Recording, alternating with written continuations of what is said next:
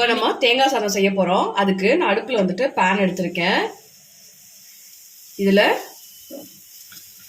நம்ம தேங்காய் சாதத்துக்கு வந்து தேங்காய் எண்ணெய் ஊற்றி செஞ்சாதான் நல்லா வாசமாக இருக்கும். அதனால நான் தேங்காய் எண்ணெய் வந்து கொஞ்சமாக சேர்த்துக்கிறேன். தேங்காய் எண்ணெய் சேர்த்ததுக்கப்புறம் எண்ணெய் கொஞ்சம் வந்துட்டு எண்ணெய் சேர்த்ததுக்கப்புறம் கொஞ்சமாக கடுகு,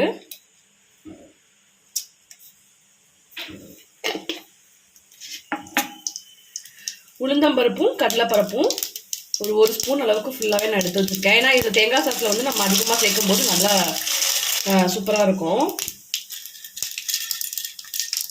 அதை அப்படியே சேர்த்துட்டு நம்ம இந்த கடுகு உளுந்தம்பருப்புலாம் லைட்டாக வந்து இந்த கலர் சேஞ்ச் ஆகிற வரைக்கும் நம்ம பொரிய வச்சுக்குவோம். இப்போ நம்ம போட்ட அந்த கடலைப்பருப்பும் உளுந்தம்பருப்பும் நல்லா கலர் சேஞ்ச் ஆயிடுச்சு. இப்போ நான் அரிஞ்சு வச்சிருக்க பச்சை மிளகாவும் கருவேப்பிலையும் சேர்த்துக்கிறேன். இது நல்லா நம்ம வதக்கி விட்டுட்டு இப்போ நம்ம தேங்காய் வந்துட்டு நான் ஒரு தேங்காய் அளவுக்கு அப்படியே நான் ஃபுல்லாக வந்து நான் திருப்பி எடுத்து வச்சுருக்கேன். ஸோ அதையும் வந்துட்டு அப்படியே சேர்த்துக்கிறேன்.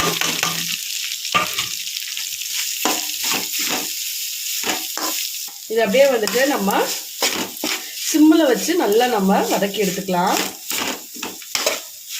நம்ம பெருசாக வச்சு வதக்கி எடுத்தோம் அப்படின்னா நல்லா அடி பிடிச்சிரும். ஸோ நல்லா இருக்காது.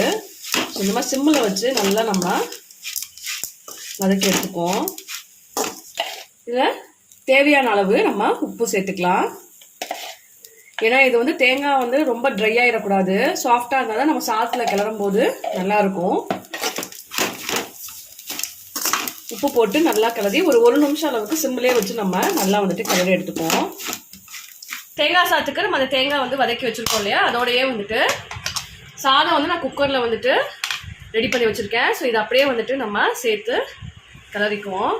நம்ம சேனல் நீங்க ஃபர்ஸ்ட் டைமா பாக்குறீங்க அப்படின்னா மறக்காம சப்ஸ்கிரைப் பண்ணிருங்க. பக்கத்துல இருக்க பெல் ஐகானையும் பிரஸ் பண்ணிருங்க.